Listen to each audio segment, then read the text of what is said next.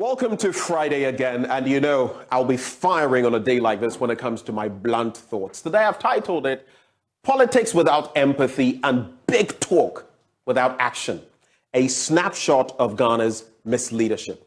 Politics without empathy and big talk without action, a snapshot of Ghana's misleadership. And I'm going to be talking about cocoa and how far we've come, and how far we have to go. I'll talk about leadership and how we are unresponsive to the masses, whether demonstrating or not. And I'll touch on the Bank of Ghana.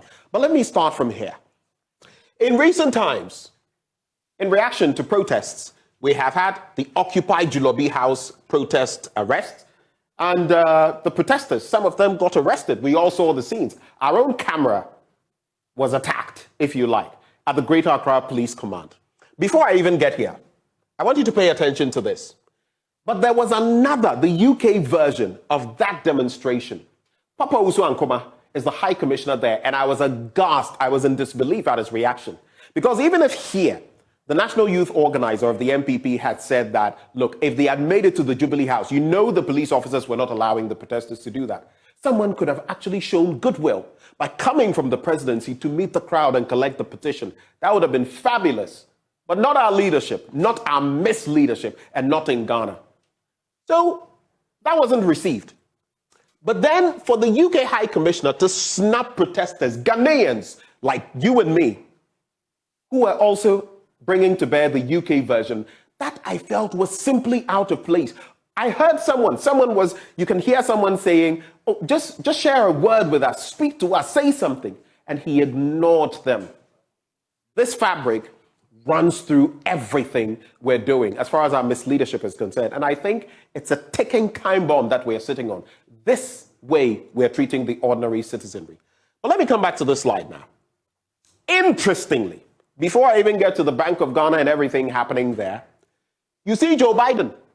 In recent times, surprisingly, he joined auto workers. They were on a demonstration. He flew all the way to Michigan to partake in a demonstration. Can we see our leaders do same? Or are they going to remain misleaders throughout? Can we ever see this here in Ghana? But fast forward. Then you come to the Occupy Bank of Ghana demonstration, another demonstration that has taken place in recent times.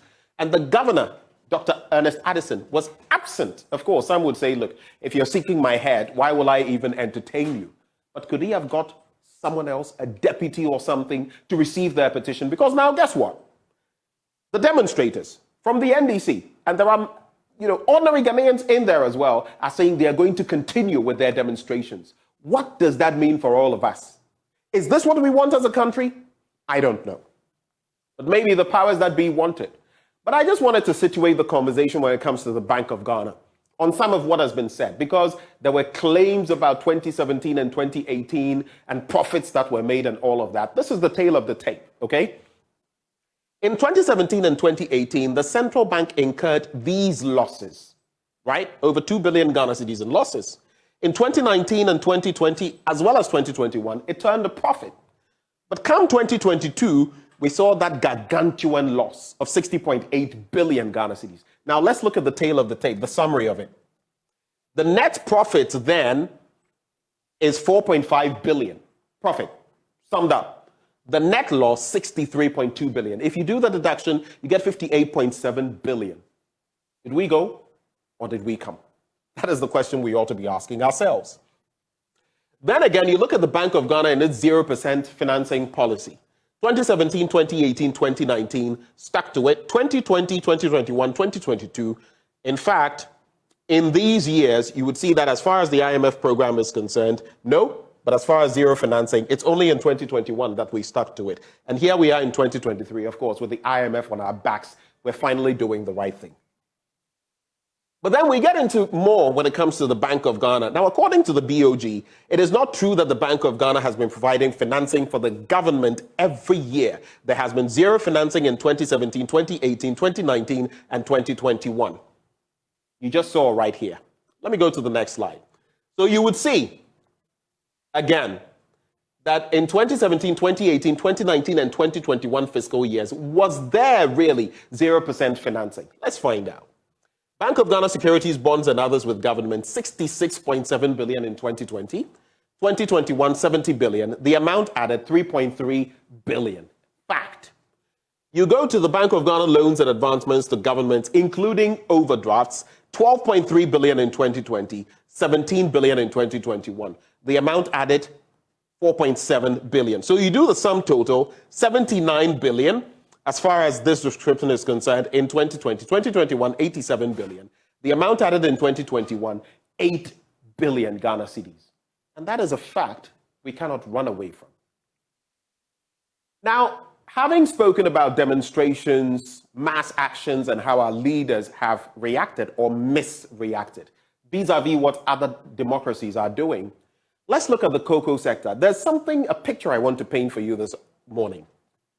Now, in terms of recent activities, we've been told that the prices have shot up. The Cocoa Board boss has told us that the price of cocoa is $211 higher than what we would see prevailing in Côte d'Ivoire. But what are the realities?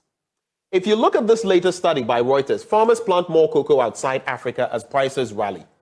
You would find out that there are a lot of emerging production that we're seeing in South America. In fact, there was a disease that shot up in South America decades ago, which wiped out in Brazil and other places a lot of their cocoa. And for that reason, they stopped literally producing them. We took over, and for some of you who are not aware, Ghana was not always the second largest producer. Brazil, at a point, was the largest producer. But here's what's interesting.